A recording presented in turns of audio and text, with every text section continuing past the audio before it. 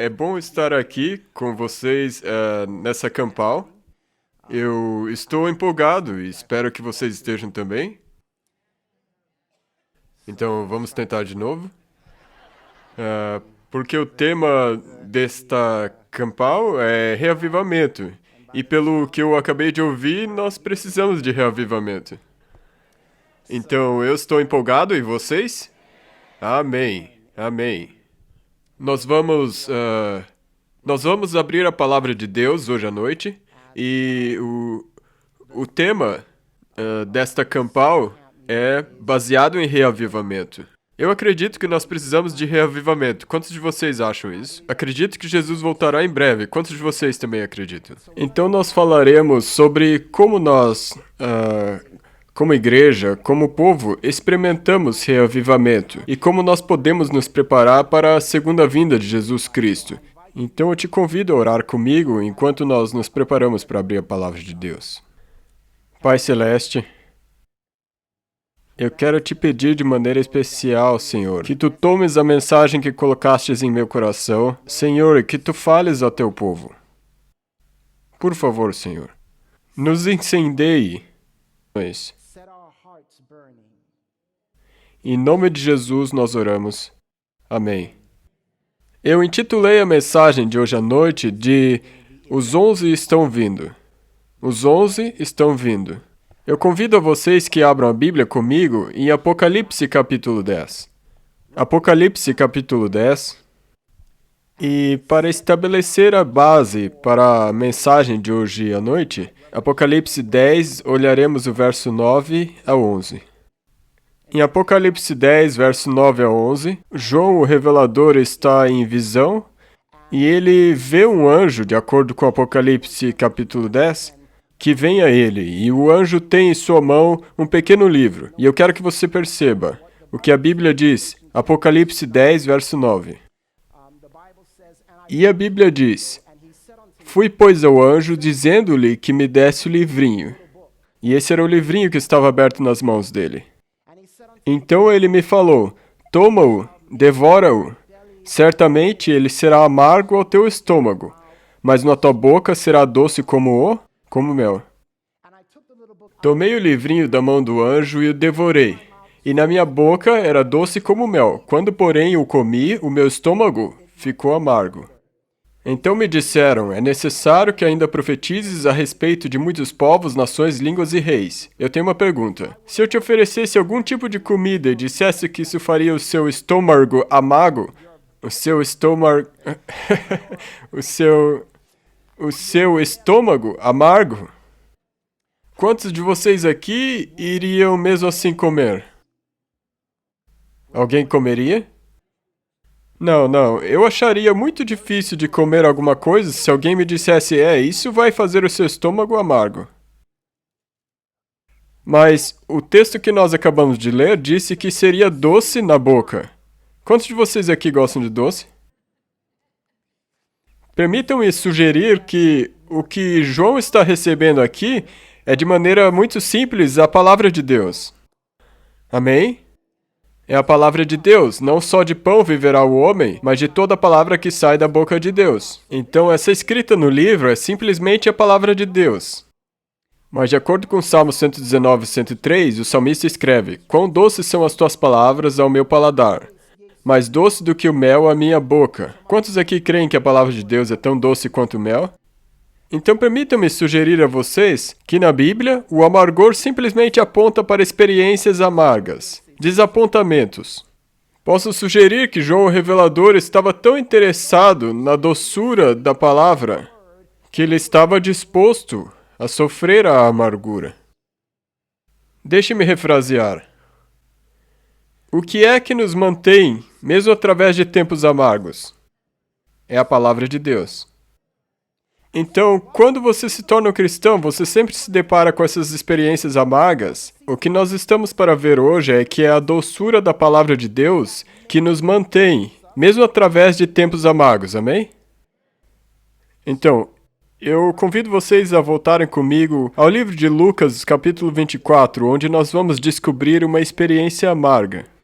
Lucas, capítulo 24, e deixe-me dar o pano de fundo No capítulo 24, os discípulos tinham acabado de ter uma experiência amarga. Jesus, aquele em quem eles criam ser o Messias, já estava morto há 3 dias. E eu quero que você note Lucas 24, verso 13, e a Bíblia diz, naquele mesmo dia, 2 deles estavam de caminho para uma aldeia chamada Emaús, diante de Jerusalém, 60 estádios, e iam conversando a respeito de todas as coisas sucedidas. E aconteceu que, enquanto conversavam e discutiam, o próprio Jesus se aproximou e ia com eles. E os seus olhos, porém, estavam como que impedidos de o reconhecer. Ok, então Jesus se aproximou, ele está vivo, mas eles não sabem disso. E a Bíblia diz que os olhos deles estavam como que impedidos e eles não podiam identificá-lo. Lembre-se que eles tinham acabado de passar por uma experiência amarga. E a Bíblia continua e diz que Jesus, ao se aproximar deles, disse: Que tipo de palavras são essas que tendes um com o outro enquanto caminhais e estáis tristes? E um deles, cujo nome era Cleopas, respondendo disse-lhe: És tu somente um estrangeiro em Jerusalém e não soube das coisas que nela têm acontecido nesses dias? E ele disse-lhes: Quais coisas? E eles então começam a contar a Jesus todos os motivos que eles têm para estarem desanimados. Alguém aqui já fez isso? Todos os motivos que você tem para estar amargo. E eu quero que vocês notem o que acontece. Quantos aqui conhecem essa história? Porque nessa história, Jesus disse a eles, lá no verso 25, honestos e tardos de coração para crer tudo que os profetas disseram. Porventura não convinha que Cristo padecesse e fizesse o quê? E entrasse na sua glória? E começando por Moisés e por todos os profetas, explicou-lhes em todas as escrituras as coisas a seu respeito. Pause por um momento. Digamos que você tenha morrido e de alguma maneira milagrosa tenha voltado à vida. E você sabe que sua família estava desanimada, estava depressiva, estava tendo uma experiência amarga. E o que seria a primeira coisa que você faria? Sem ideias loucas, por favor. E quantos de vocês aqui, simplesmente para poder parar o desânimo da sua família, quantos de vocês aqui simplesmente apareceriam e diriam: Aqui eu estou vivo? E não é isso que Jesus faz. Em vez disso, o que ele faz é, no meio dessa experiência amarga, ele dá a eles um estudo bíblico. Ah, vocês não estão entendendo. E ele dá a eles um estudo bíblico. E o estudo bíblico começa por Moisés, discorrendo por todos os profetas, e explicou-lhes em todas as escrituras as coisas a seu respeito. Vocês sabem o que ele estava fazendo? Ele estava quebrando o pão. Ele estava quebrando o pão.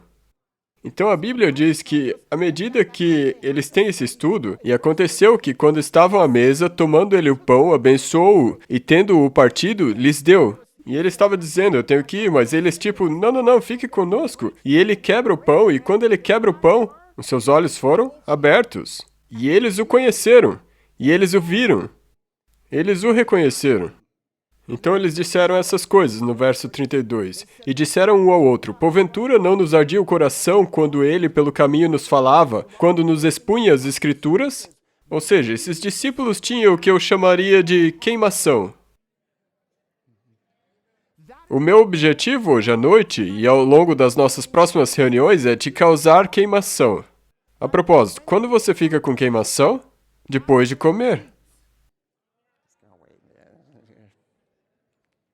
É aí que você fica com queimação, depois de comer. Então a Bíblia diz, e eu quero que você note isso. Então no verso... Vamos para o verso 36. Na verdade não, vamos ao verso 33. E na mesma hora, levantando-se, voltaram para Jerusalém, onde acharam reunidos os 11 e outros com eles. Então quantos? Quantos eles acharam? 11. Estes são os 11 discípulos, porque um está morto. Quem era este? Judas, ok? Então os 11, esses outros discípulos vão até eles, e a Bíblia diz que Jesus apareceu a eles. Verso 36, falavam ainda estas coisas quando Jesus apareceu no meio deles, e lhes disse: Paz seja convosco. Então ele pediu comida a eles, e eu quero que vocês percebam o seguinte. Verso 43, ou verso 45.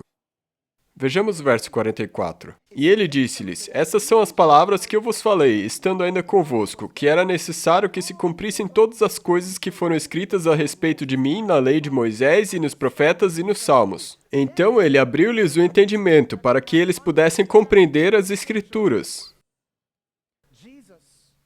Jesus quebrou o pão da vida para os 11.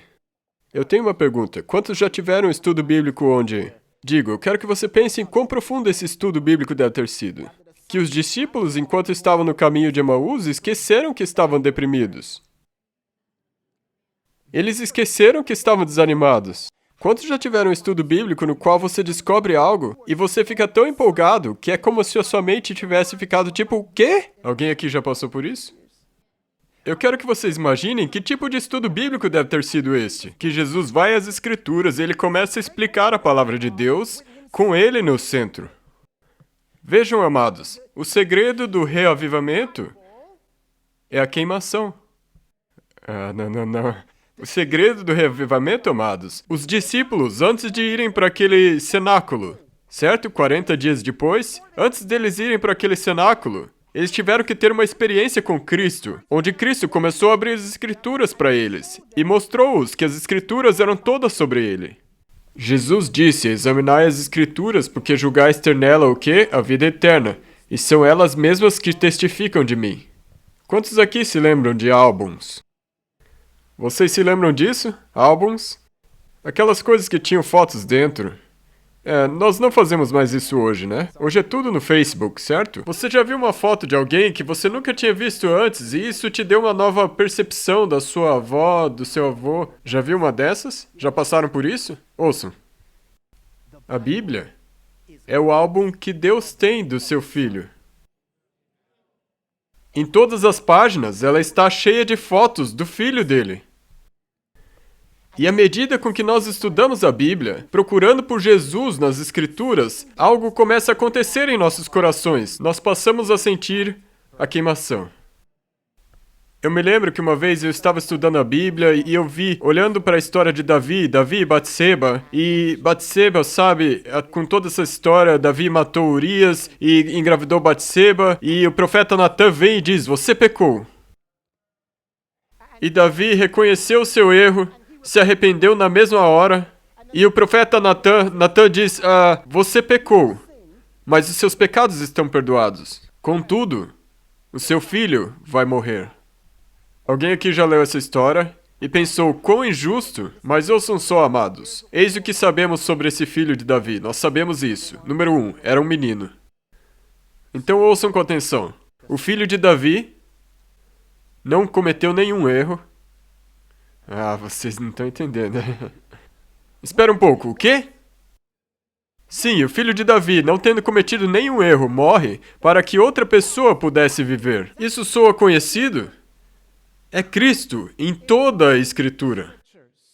Quando começamos a ver as imagens de Cristo, algo começa a mudar em nossos corações. E eu quero te levar de volta ao livro de Gênesis. Sabe, o livro de Gênesis, deixe-me explicar para vocês, se eu puder. Gênesis tem 6 figuras principais. A principal delas é Adão. E Adão cobre os capítulos 1, 2 e 3. E aí você tem, ou até o capítulo 5. E daí você tem Noé, que cobre desde o capítulo 6 até por volta do capítulo 11. E então você tem Abraão. E então quem mais? Isaac. E quem mais? Jacó. Então o livro de Gênesis fecha com José, certo? Você sabia que todas essas pessoas eram representações de Cristo? Vocês sabiam que, como Adão, o primeiro Adão adormeceu e o seu lado foi aberto para que a sua noiva pudesse ter sido feita? Assim também Jesus Cristo, o segundo Adão, adormeceu e o seu lado foi aberto na cruz para que a sua noiva, a igreja...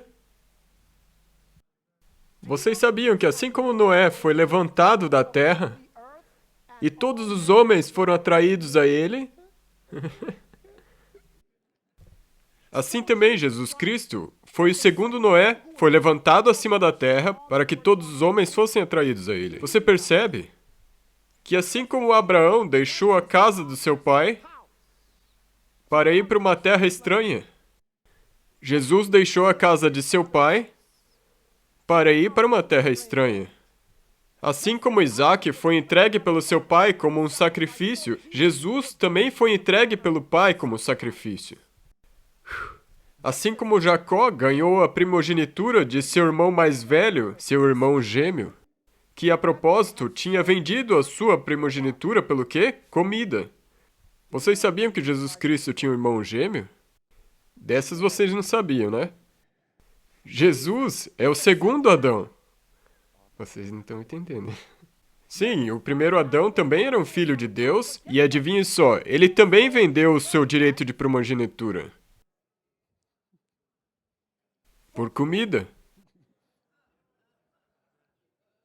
Sim, sim, sim. E amados, por fim, assim como José foi traído pelos seus, e vendido por prata, e traído, e colocado na prisão por um crime que ele não cometeu, mesmo Potifar sabendo que ele não tinha feito aquele crime. E José acabou se achando entre um mordomo e um padeiro também. E depois de apenas 3 dias, um deles seria salvo e o outro não. Assim também Jesus Cristo, o segundo José, foi traído pelos que eram seus, vendido por prata. Muito embora fosse conhecido que ele era inocente, foi colocado entre 2 ladrões. Cristo, ao longo das Escrituras. Quando nós começamos a ver Cristo revelado nas Escrituras, algo começa a queimar em nosso coração. Nós começamos a dizer, cara, mal posso esperar para compartilhar isso. Você tem algum problema em compartilhar com as pessoas? Problemas como, o que eu vou compartilhar com meu amigo que precisa saber da... Deixa eu dizer algo. Quando vocês começarem a ver Jesus nas Escrituras, vocês também, como os discípulos, dirão, porventura não nos ardia o coração? E quando o seu coração está queimando, você não consegue se conter. Então, amados, vamos voltar ao livro de... Oh, a propósito. Olhem só isso! Gênesis, certo?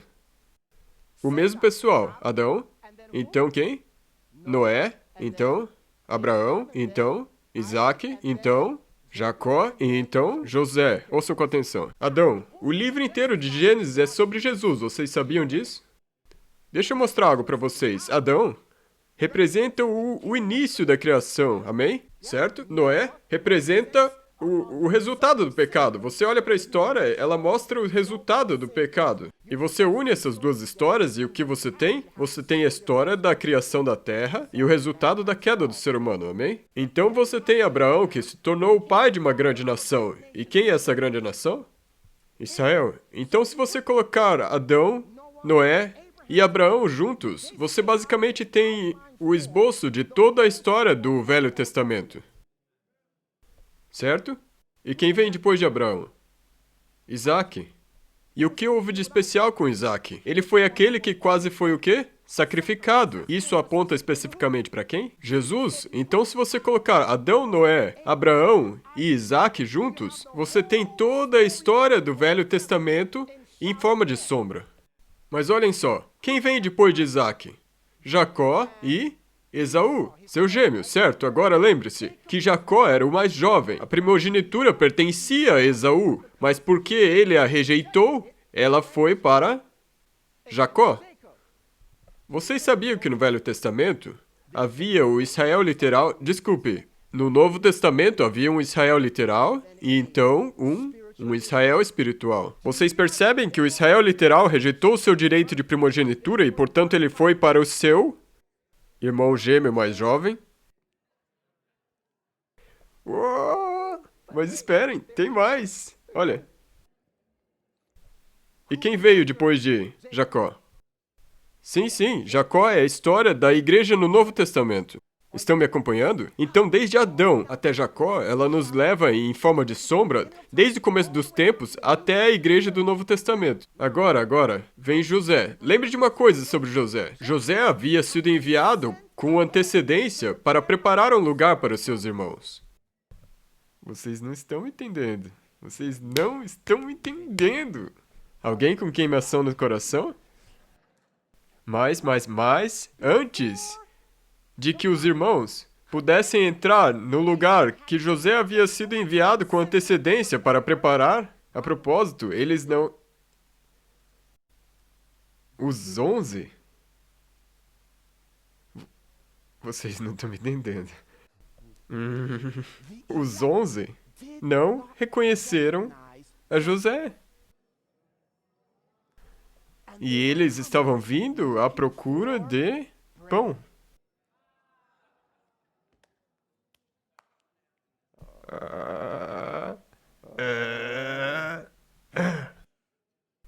Certo? Então, olha só. Diante de José, ele vê os seus irmãos. E ele, tipo, esses são os meus irmãos. Esses são aqueles que me traíram. São aqueles que me venderam, certo? E parece que o pai me enviou de antemão para preparar um lugar para eles. Mas sabe de uma coisa? Eu não vou deixar eles entrarem nesse lugar ainda, porque eu não sei se eles mudaram.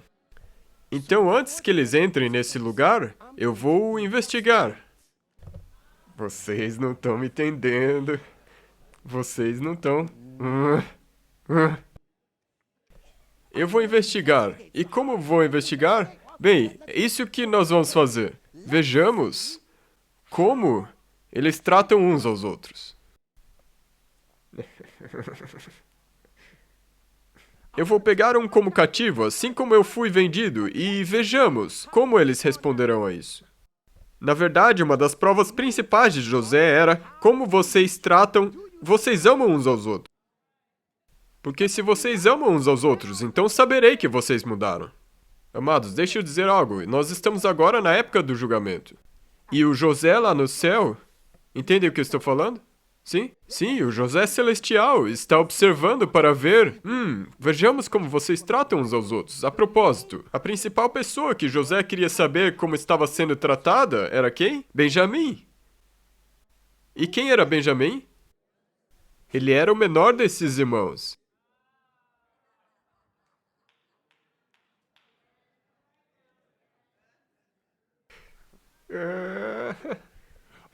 Sim. Como vocês tratam o menor desses irmãos? Sempre que o fizestes a quem? A mim. A propósito, o nome de Benjamim, quando sua mãe morria, sua mãe chamou ele de Benoni, o que significava filho da minha dor. Mas o pai dele disse, não, chamem ele de Benjamim, que significa filho da mão direita. Então o próprio Benjamim era um tipo de Cristo. Com isso, José dizia, ouçam, como vocês tratam Benjamim é como vocês me tratam. Então eu levarei Benjamim como cativo. Vamos ver o que vocês vão fazer. E quando os irmãos mostram que eles estavam dispostos a dar suas vidas por este pequenino, José disse, ok, vocês estão prontos, entrem no reino. Amados, ouçam. Deus não está olhando para vocês neste teste para perguntar o que vocês sabem. Digo, não me entendam mal, você tem que saber. Mas, amados, ouçam com atenção, não tem que ver com o que você conhece, sim com quem você conhece. E quem você conhece vai refletir no como você responderá, como você se comportará, como vocês vão tratar uns aos outros. Ninguém tem maior amor do que este de dar a alguém a própria vida em favor dos seus amigos. Mas, amados, eu quero trocar de marcha, porque existe algo a mais que eu quero mostrar a vocês com a história de José. Eu quero que vocês vejam isso. Vamos ao livro de Gênesis, capítulo 37. Desculpa, Gênesis, capítulo... Vamos para Gênesis, capítulo 37. Gênesis 37. Ah, cara. Sabe, eu acho que vocês já podem ficar empolgados. Porque... Uau. Olhem só. Se já acharam, digam amém. Gênesis 37, verso 1. A Bíblia diz, habitou Jacó na terra das peregrinações de seu pai, na terra de Canaã. E esta é a história de Jacó. Tendo José 17 anos, apacentava os rebanhos com seus irmãos, e sendo ainda jovem, acompanhava os filhos de Bila e os filhos de Zilpa, mulheres de seu pai, e trazia más notícias deles a seu pai. Agora, vejam, não somente era José um tipo de Jesus, mas nós estamos aqui mudando um pouco de marcha. Eu quero compartilhar com vocês uma outra coisa. Vejam, José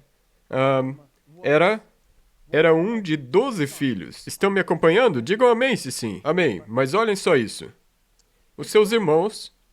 Quantos irmãos ele tinha? 11, certo? E os seus irmãos, 10 deles.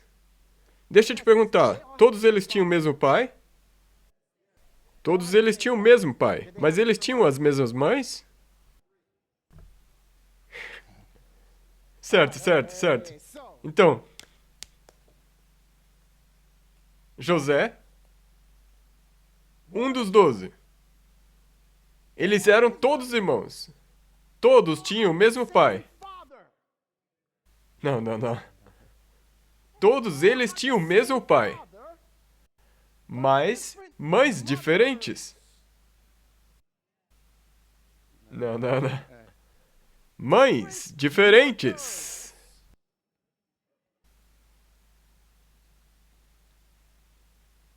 Ok, certo? Vamos continuar lendo, vocês vão entender logo. Verso 3. Ora, Israel amava mais a José do que a todos os seus filhos, porque ele era filho da sua velhice, e fez-lhe uma túnica talar. Então José era como se fosse o novo garoto da rua. Os outros irmãos já haviam estado ali por um tempo. Peraí. O motivo pelo qual eles não gostam de José é porque ele guarda os mandamentos de seu pai. Ah, cara, vocês não estão. Então, olhem só. José, um dos 12, o mesmo pai, todos os irmãos tinham o mesmo pai, mas mães diferentes. Eles eram seus irmãos de uma outra mãe, sabem? Filhos de uma outra, certo? Então José possuía irmãos de outra mãe.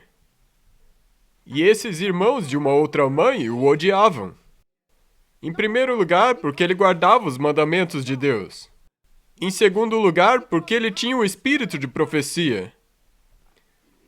Vocês não estão entendendo.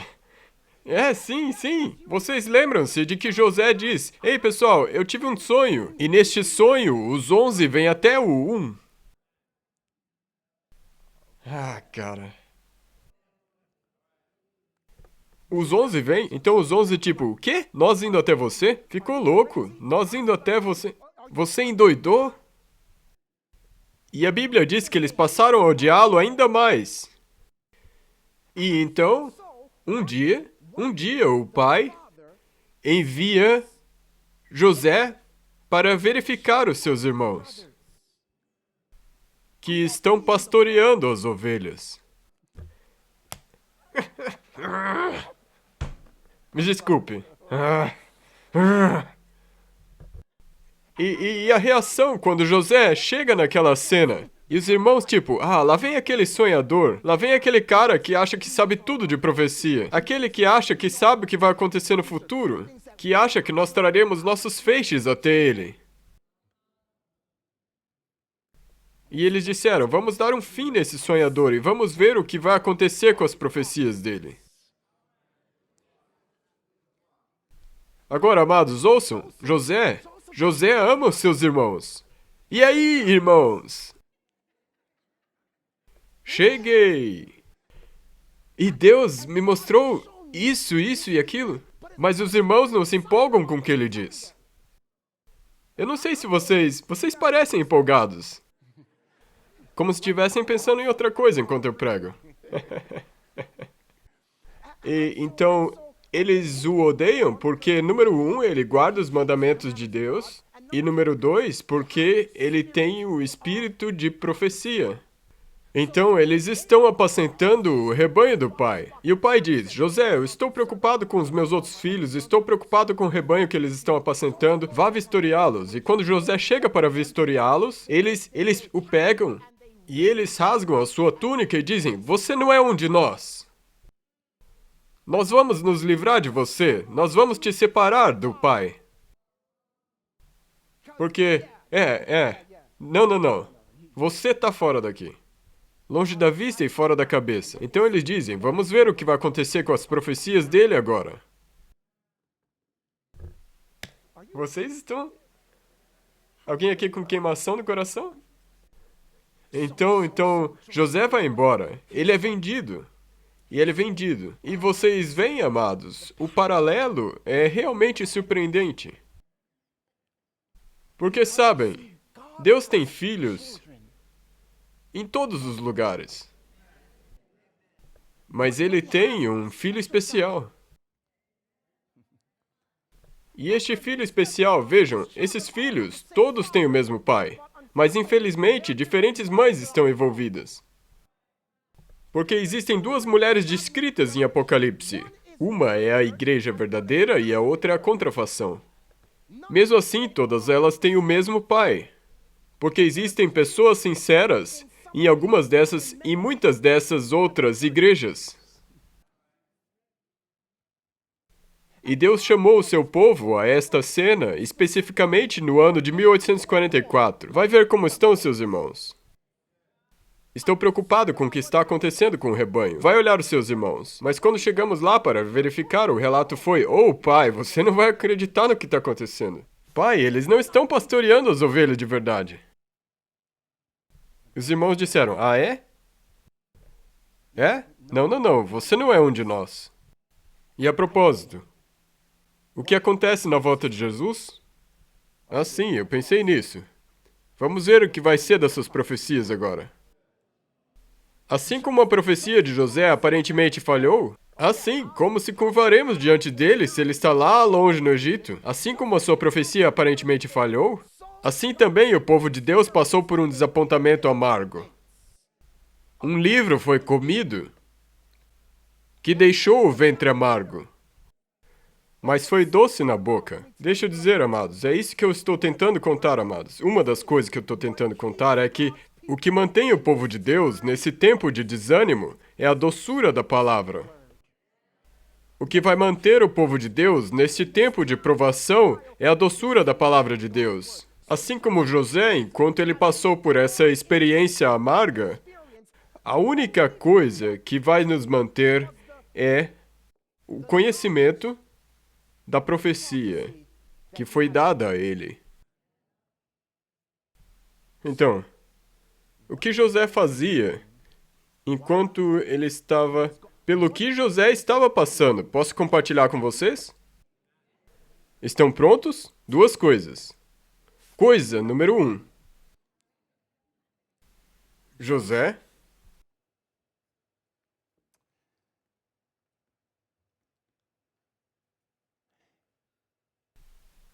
está vencendo uma prostituta. Ah, vocês não estão me entendendo.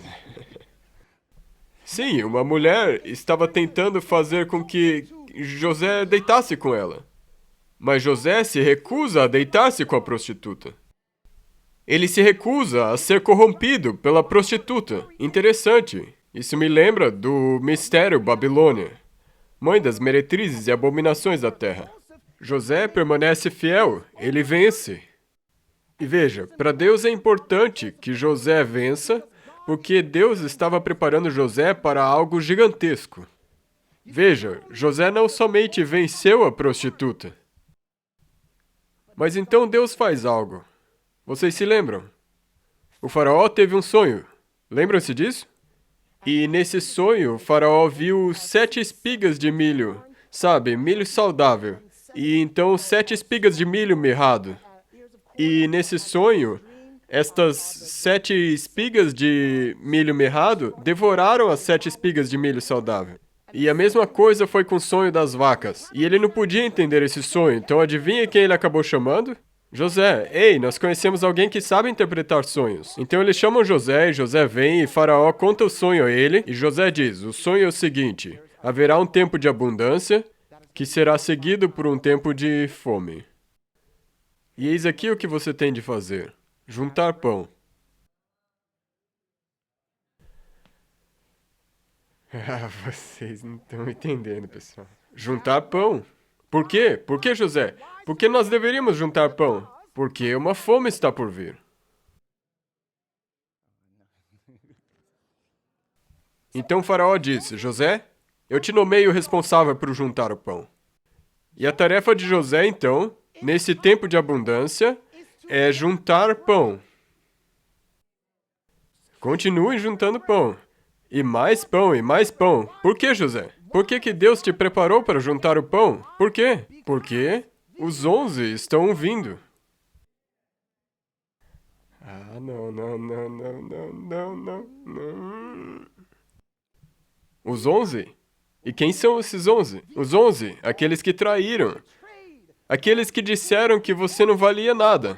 Aqueles que disseram que você, na verdade, não era o filho de Deus. Aqueles que disseram, você nem sabe do que está falando. Aqueles que disseram, vamos ver o que vai ser da sua profecia agora.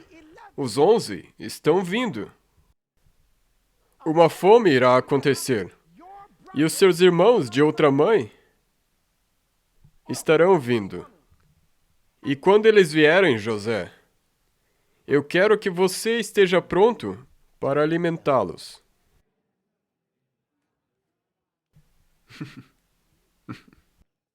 Um tempo amargo está vindo para os seus irmãos. E para você. Então, José, no tempo de abundância, enquanto as coisas estão boas, por favor, junte pão. Sabe, eu ando tão ocupado ultimamente.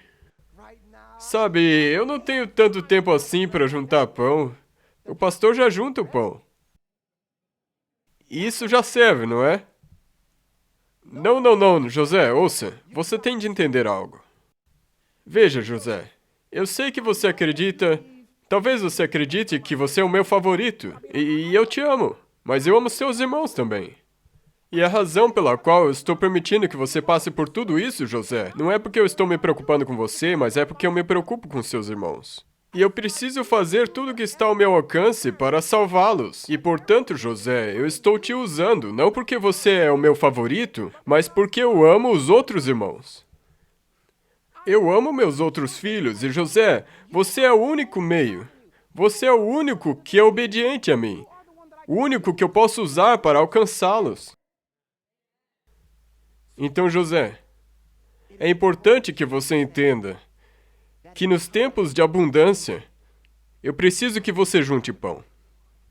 Porque, José, se você não estiver juntando pão em tempos de abundância, você estará traindo a confiança que eu depositei em você. Eu estou permitindo que você passe por provações. Eu estou permitindo que você passe por conflitos. Por quê? Porque eu estou te preparando para algo maior. Eu estou te preparando para ser meu juntador de pão. Para que, quando os teus irmãos de outra mãe vierem até você, você esteja pronto para dar pão a eles. Amados, quão frequentemente nós já tivemos essas experiências onde um dos nossos irmãos de outra mãe vem até nós, e eu estava falando exatamente disso com alguém pouco antes de começar essa apresentação. Pastor, o que eu deveria falar se eu tivesse somente 5 minutos para falar com alguém? E quantos de nós gostaríamos de poder ter naquele momento pão para dar? E eu não estou dizendo que esse é o caso de todo mundo, mas quão frequentemente nós nos encontramos sem ter o que falar. Por quê? Porque nós não temos juntado pão. Amados, ouçam com atenção essas palavras. Vocês são José. Não.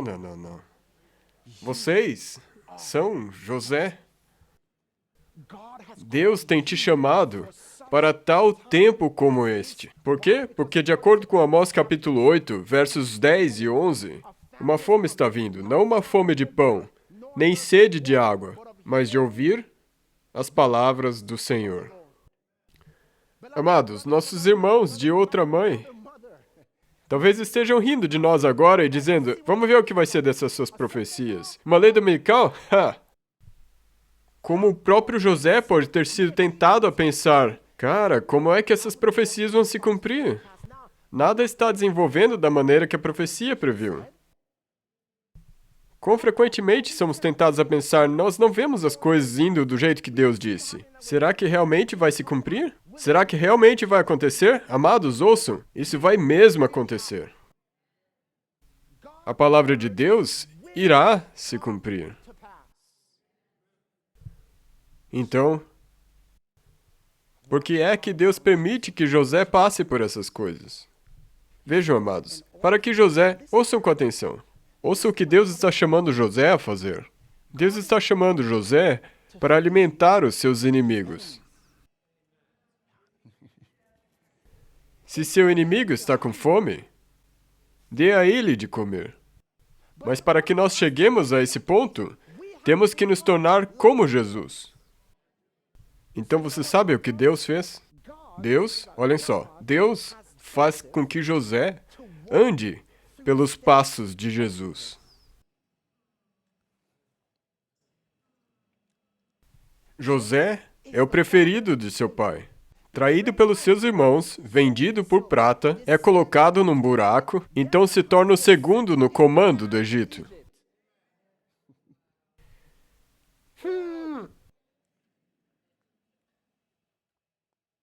Deus permitiu que José passasse pela experiência de Jesus. Por quê? Porque ao contemplar Jesus, você se transforma.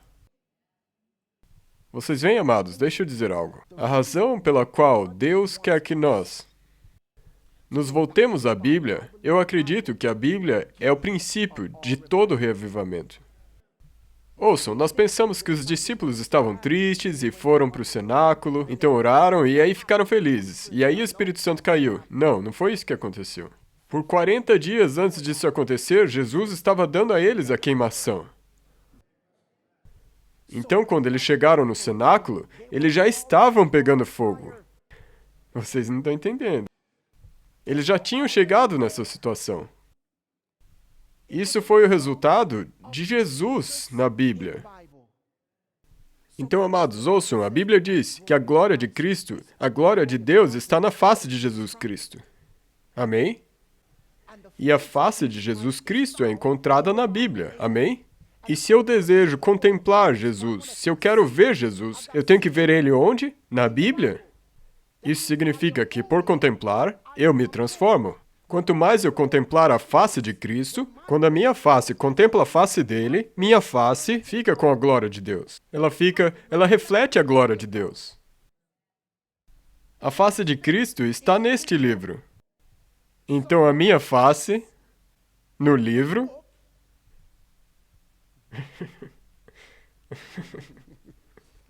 eu tenho que ter a minha face neste livro. A face no book. A face no livro. E quanto mais eu Facebook encarar esse livro, mais a glória de Deus nascerá sobre mim. Ao contemplar a sua face, a minha face se ilumina com essa mesma glória. Agora, a propósito, amados, a primeira mensagem angélica é: temei a Deus e dai-lhe glória. Mas ouçam com atenção, você não pode dar o que você não tem. Então, como eu darei glória a Deus se eu não tenho ela? Mas eu não posso obtê-la a partir de mim mesmo, então adivinha o que? Eu tenho que pôr minha face no livro. E quando eu começo a contemplar a Cristo em todas as Escrituras, em todas as histórias, tendo em mente que essas histórias nada mais são do que câmeras tirando fotos de Jesus Cristo, algo começa a acontecer em meu coração. Porventura não ardia o meu coração quando eu abri as Escrituras, e Cristo mostrou-se a mim nessa história de uma maneira que eu nunca havia notado antes. E através disso eu tive um vislumbre de uma parte de Cristo que eu nunca havia visto antes. Porventura não nos ardia o coração? Então, amados, quando eu contemplo a glória de Cristo, quando eu contemplo sua face e sua glória começa a se tornar parte de mim, então eu posso sair e refletir a sua imagem.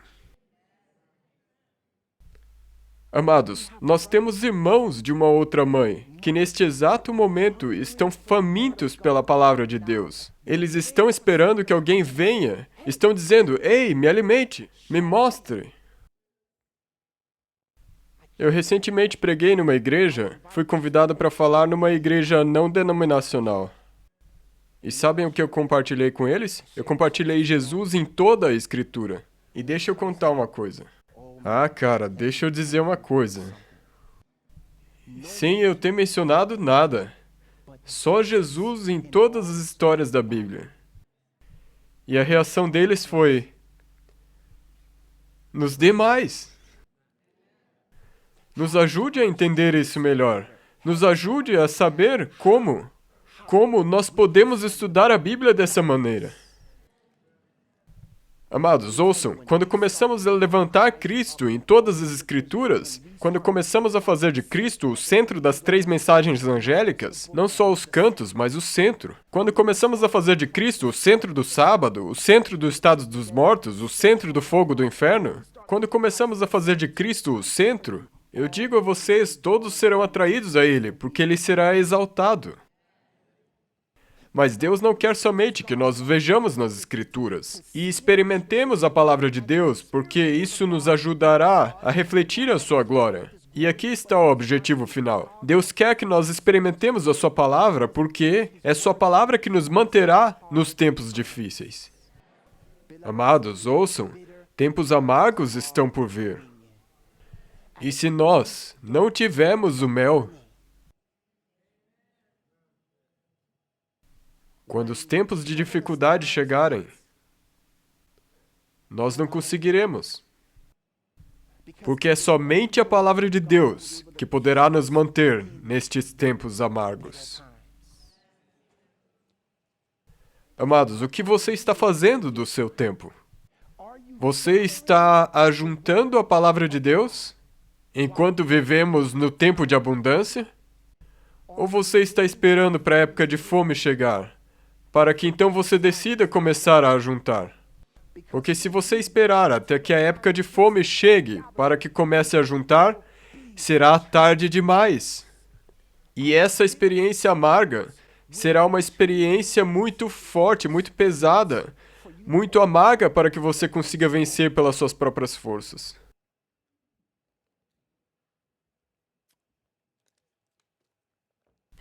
Mel. Doce como mel.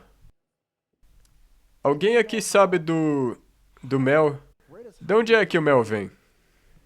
Ah, muito bem. Abelhas. Das abelhas. E alguém aqui sabe como as abelhas fazem o mel? Posso dizer? Posso contar? Vejam, amados, as abelhas olham para o futuro.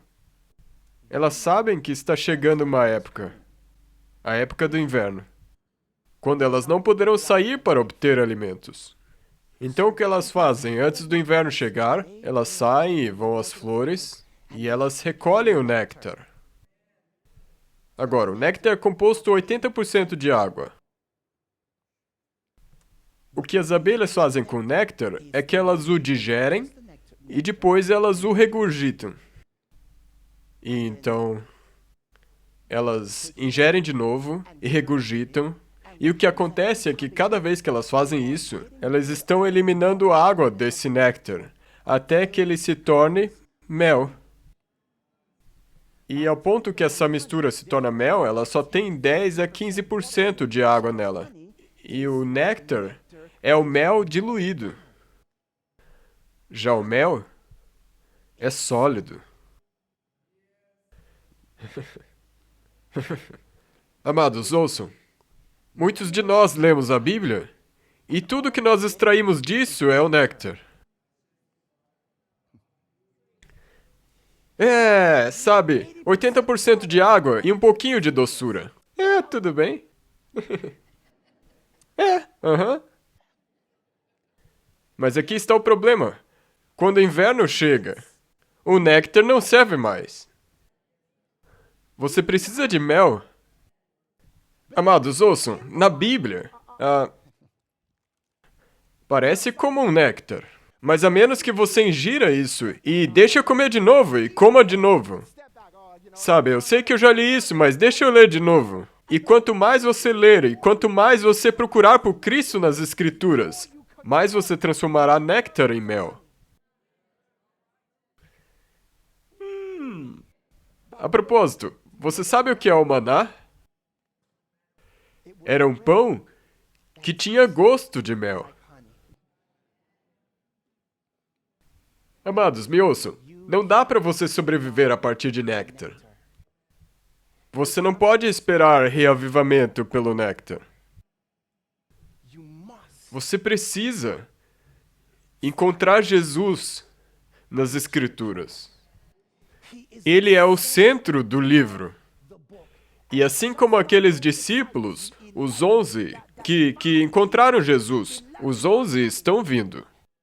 Mas, amados, eles estão vindo porque estão sedentos e famintos pela verdade. E nós, como um povo, nós que já fomos conhecidos como um povo do livro, devemos novamente nos tornar o povo do livro. E não somente para que possamos provar isso ou aquilo, mas para que nós possamos mostrar Cristo como o centro das Escrituras. Amados, vocês são José. Eu sou José. Nós estamos vivendo hoje num tempo de abundância. É hora de juntar o mel. É hora de juntar o pão. Porque uma época de fome está vindo. E quando essa fome chegar, será tarde demais.